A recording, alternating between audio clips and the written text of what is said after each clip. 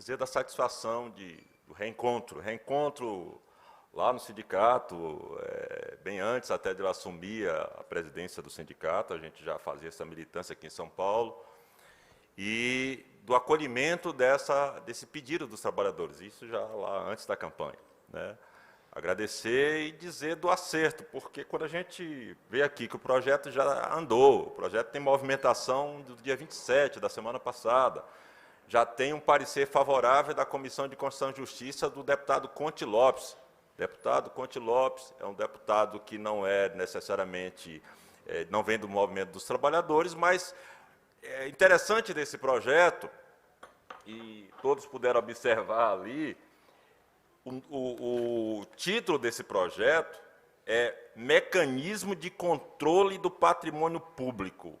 Aí lá na Bahia, deputado Marcelino, quando a deputada Maria del Carmo apresentou esse projeto, aí os colegas da comunicação disseram assim, vamos lá, mecanismo de projeto de proteção do patrimônio público. Nós dissemos para ele, não, companheiro, esse projeto tem que ser chamado projeto anti-calote, porque é aquilo que o trabalhador sofre no dia a dia. Tá? Então, é o projeto anti-calote dos trabalhadores terceirizados. Cumprimentar meu companheiro Amaro, presidente do Sindicato de Barueri, parceiro aí de longas batalhas, meu companheiro deputado e sindicalista Roberto Santiago, né, falava pouco, viu, Moacir, que conheci quando ele tinha um pouco mais de cabelo, né, lá na Câmara, militando nesse debate sobre terceirização. Cumprimentar o companheiro da CUT, cumprimentar o companheiro Moacir, parceiro aí, junto com o pessoal do SEMACO, Márcia, Adão, Alagoa, tem um bocado de gente boa aí do SEMACO, desse setor de terceirização, de asseio e conservação, que são sofredores junto com a gente, os companheiros do Sindicato de Vigilante aí de Campinas, Sindicato de São Bernardo, Sindicato de... esqueci dos demais, Barueri, que está aqui, que estão aqui.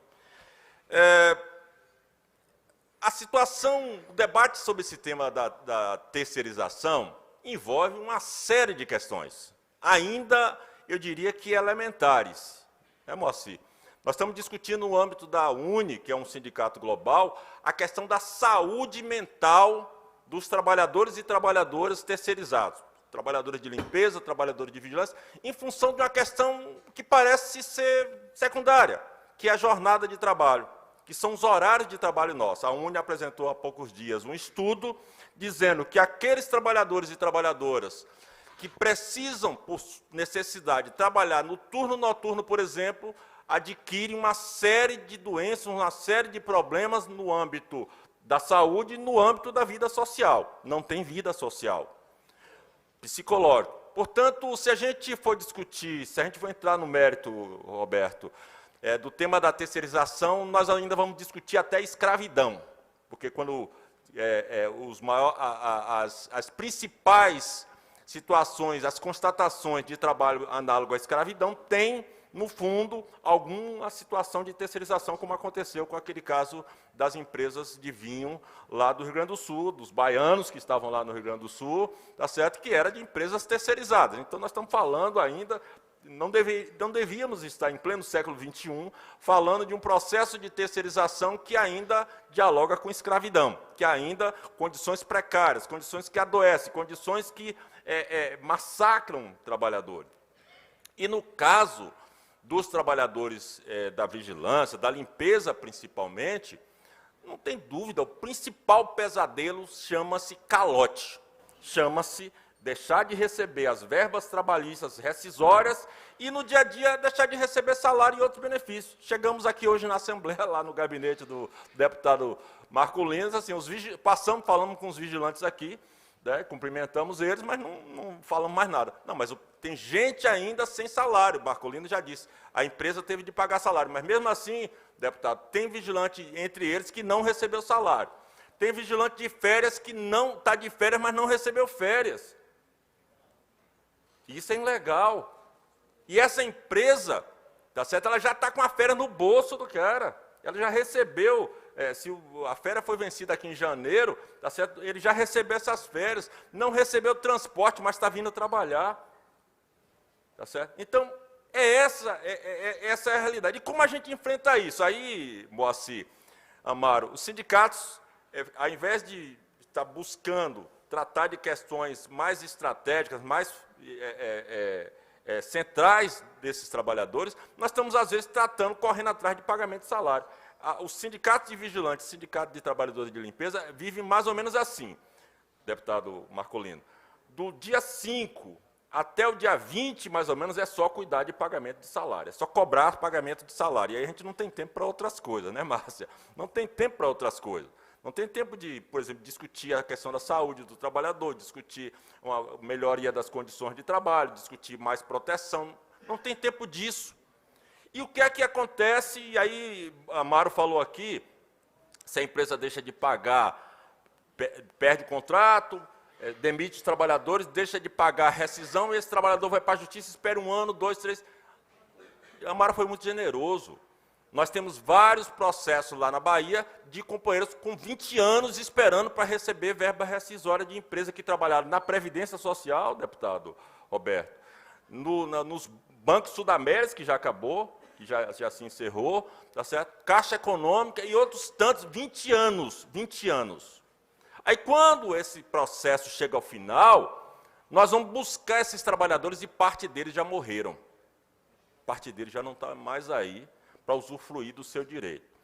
E o que é que significa, então, a implantação dessa lei, que já é lei no Distrito Federal, apresentada pelo deputado Chico Vigilante e sancionada pelo governador Agnello Queiroz, já é lei no Estado da Bahia, também levada de Brasília, apresentada pela deputada Maria del Carmo, sancionada pelo governador Jacques Wagner, já é lei no Maranhão, sancionada pelo governador Flávio Dino, já é lei no Ceará, sancionada pelo governador Camilo Santana, já é lei no Rio Grande do Norte, sancionada pela governadora Fátima Bezerra, e já é norma, e o companheiro Lima falava aqui, já é norma no governo federal, todos os órgãos federais, desde o primeiro governo Lula, quando o ministro da Previdência, o ministro do Planejamento, era o ministro Paulo Bernardo.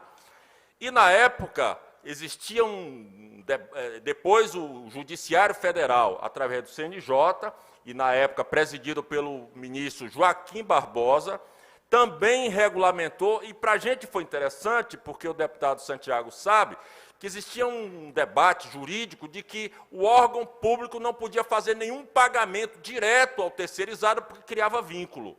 E quando o CNJ regulamenta isso, obviamente desfaz essa questão. Por quê? O que é que significa essa retenção? Mensalmente, parte da fatura não é repassada para a empresa, fica numa conta que a empresa não pode mexer. Esse capital de giro que a empresa tinha antes, deixa de ter esse capital de giro. No final do contrato, ou quando o trabalhador é demitido, essa empresa paga a rescisão e depois vai lá e saca o dinheiro de volta. Ou como acontece algumas vezes, há um processo de negociação com os sindicatos, onde esse dinheiro sai da conta direto para a conta do trabalhador ou para a conta do sindicato, e o sindicato para a conta do trabalhador, sem passar para a conta da empresa, sob o risco de a empresa passar a mão nesse dinheiro. Ou seja, nós acabamos com essa possibilidade, e aí eu trago o exemplo aqui no Estado da Bahia, que desde 2016 nós quase que zeramos processo trabalhista por verba rescisória. Mais ou menos isso. Há um caso recente de uma empresa que prestava serviço à empresa de água e esgoto lá do Estado, 480 trabalhadores, a empresa na conta vinculada tinha 4 milhões e 100, a rescisão dava cerca de 4 milhões aproximadamente, fizemos o procedimento, o repasse foi feito para os trabalhadores, o trabalhador continuou, inclusive, empregado, a gente tem uma previsão na convenção de que ele possa ser reaproveitado pela outra empresa, e botou no bolso entre 20, 25, 30 mil reais, vivo para gastar, e não esperar a morte chegar para a justiça resolver essa questão, sem contar uma outra questão que está no Supremo, isso provocado, inclusive, pelo governador de São Paulo, na época, o João Dória, um questionamento para tirar a responsabilidade do tomador de serviço, e hoje muitos processos estão tirando a responsabilidade do órgão público. Quando tira a responsabilidade do órgão público, a condenação recai unicamente para a empresa de vigilância. ou para a empresa de limpeza. Só que essa empresa já sumiu. Os donos delas já não existem mais. Os donos delas eram laranjas. Eram laranjas. E interessante que na área de vigilância, essa empresa é controlada pela Polícia Federal, anualmente tem de estar fiscalizada. Imagine as companheiras e companheiros no setor de limpeza, como é que funciona, que a gente sabe, muitos deles são donos de empresa de limpeza também.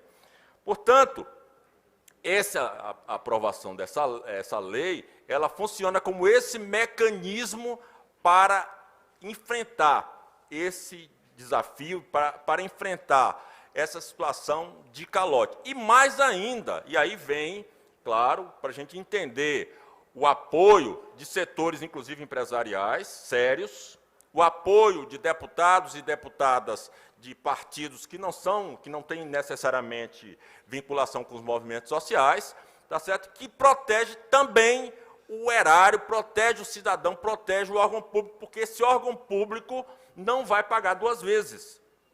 Se a Assembleia, por exemplo, paga mensalmente a fatura dessa empresa, se a empresa quebra, não paga os trabalhadores, e a Assembleia for condenada na justiça, ela vai ser condenada para pagar algo que ela já pagou, ela vai ser condenada a pagar a rescisão dos trabalhadores que ela já pagou. Ou seja, nós, cidadãos, somos também sacrificados em função dessa irresponsabilidade das empresas tomadoras de serviço. Nós fizemos um levantamento, deputado Marculino, no início do ano, até porque nós estamos propondo ao governo Lula, ao ministro, já tivemos 2 vezes com o ministro Marinho, que aprove um projeto de lei nacional, tá certo? Porque somos cerca de 13 milhões de trabalhadores terceirizados.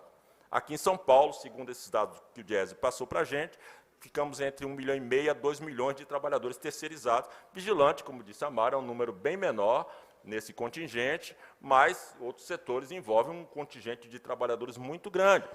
Ou seja, nós queremos a nossa proteção nisso. E tem mais um elemento, só para ir chegando para finalizar, que as experiências das leis que nós conseguimos aprovar facilitou, deputado Roberto.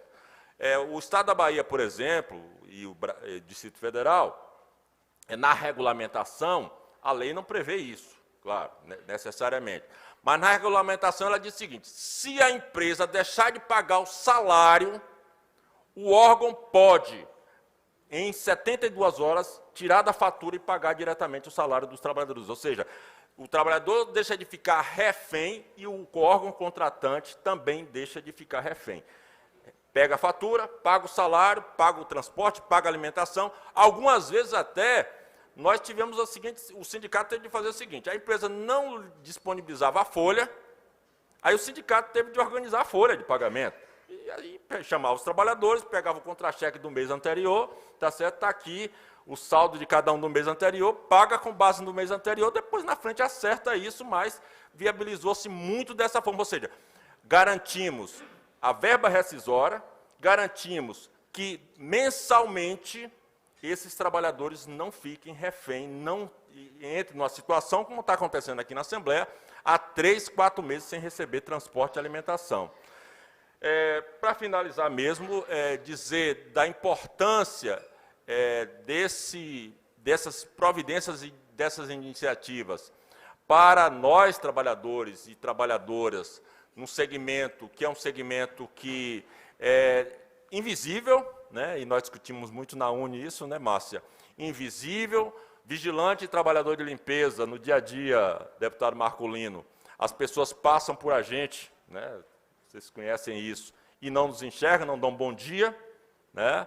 E a gente precisa, além de buscar essa visibilidade, além de buscar esse reconhecimento, buscar também a proteção. Creio, tá certo, que aprovado uma lei dessa, que prevê, inclusive, que os sindicatos devam participar. Eu estava essa semana lendo um edital da Caixa. A Caixa está dizendo lá na contratação dela, retenção de 20,43% mensal da fatura. E é um dado interessante que eu queria só trazer aqui. Hoje, aonde essas normas estão funcionando, nos estados ou no governo federal, 1/4 da fatura fica retida em função dos impostos, Porque desde Fernando Henrique Cardoso não se confia mais em passar o valor dos impostos para as empresas recolher, porque era a grande lista de devedores da Previdência, né, Moacir? Eram as empresas terceirizadas. Diminuiu, tá certo?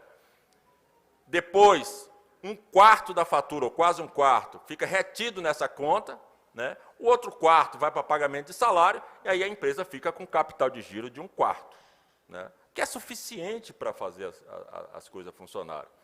E os sindicatos são, normalmente, o edital da Caixa diz isso, seja para pagar rescisão, seja numa situação de a Caixa ter de pagar salário, o sindicato a Caixa chama os sindicatos para que os sindicatos ajudem a conferir se os pagamentos estão feitos de forma correta.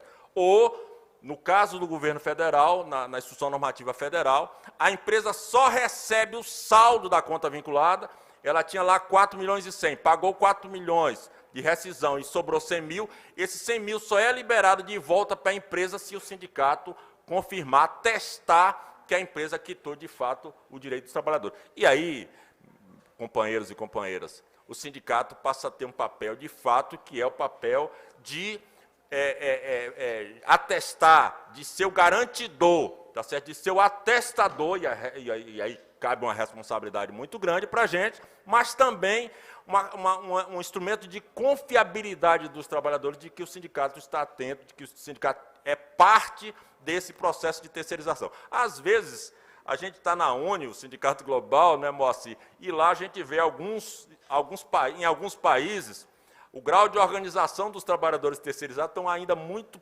primitivo, onde não há, de certa forma, muita ingerência nisso.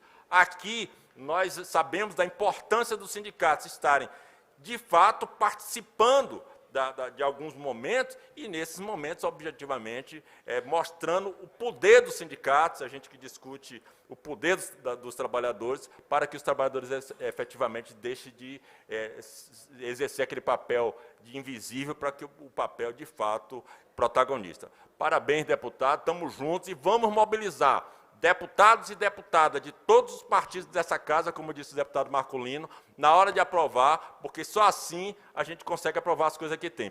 Um companheiro falava lá fora de quando a gente aprovou a questão da periculosidade dos vigilantes. Um dos votos, lá no Congresso, Marculino, que nós mais comemorando, Roberto, não sei se você estava lá na época, 2012, 2011, um dos votos que a gente mais comemorou na CCJ foi o voto a favor dos vigilantes e Paulo Maluf reconhecendo os 30% de periculosidade. Aí alguém pode dizer assim, mas sim, aquele voto para a gente era um voto importante, da mesma forma como a gente quer o voto de todos os deputados aqui da Assembleia, independente de partido. Muito obrigado, bom dia a todos.